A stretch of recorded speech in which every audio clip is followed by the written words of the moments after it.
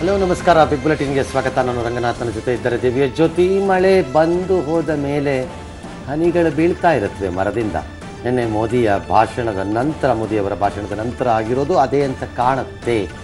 ಹಾಗೇನೆ ಭೂಕಂಪ ಆಗಿದ್ದ ಕಡೆಗಿಂತ ಇನ್ನೆಲ್ಲೆಲ್ಲಿಗೋದ್ರೂ ಶಾಕ್ ವೇವ್ಸ್ ತಲುಪತ್ತೆ. ಹಾಗೆ ಮೈಸೂರಲ್ಲಿ ಮಾಡಿದ್ದ ಭಾಷಣ ಮಂಡ್ಯದಲ್ಲೆಲ್ಲೋ ಸಣ್ಣದಾಗಿ ಶಾಕ್ ವೇವನ್ನು ಕೊಡ್ತಾ ಇರೋ ಕಾಣಿಸ್ತಾ ಇದೆ. ಅದಷ್ಟು ಸೀರಿಯಸ್ಸಾ? ಅದಷ್ಟು ಇಂಪ್ಯಾಕ್ಟ್ ಮಾಡಬಹುದಾ? ಅದರ ವಿಷಯಗಳ ಸಮೇತವಾಗಿ ನಾವು ನಾಳೆ ಮೊದಲ ಹಂತದ ಚುನಾವಣೆ ಮಹಾ ಹಬ್ಬ ಅಂತ ಏನು ಕರಿತೀವಿ ಪ್ರಜಾಪ್ರಭುತ್ವದಲ್ಲಿ, ಅದು ಪ್ರಾರಂಭ ಆಗುತ್ತೆ.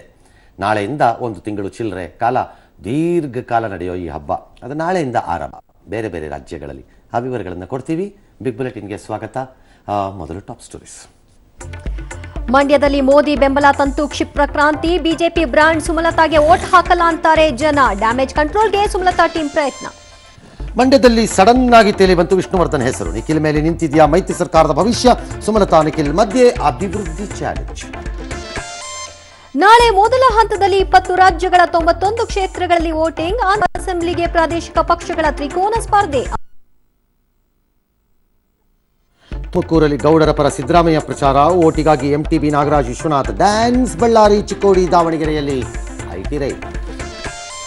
ರಫೇಲ್ ಕೇಸಲ್ಲಿ ಕೇಂದ್ರ ಸರ್ಕಾರಕ್ಕೆ ಮುಖಭಂಗ. ಭಾರತದಲ್ಲಿ ಬಿಜೆಪಿ ಗೆದ್ರೆ ಒಳ್ಳೇದೇ ಅಂತೂ ಪಾಕಿಸ್ತಾನ. ಸೌರಮಂಡಲದ ಬ್ಲಾಕ್ ಹೋಲ್ಗೆ ಸಿಕ್ತು ಸಾಕ್ಷ್ಯ.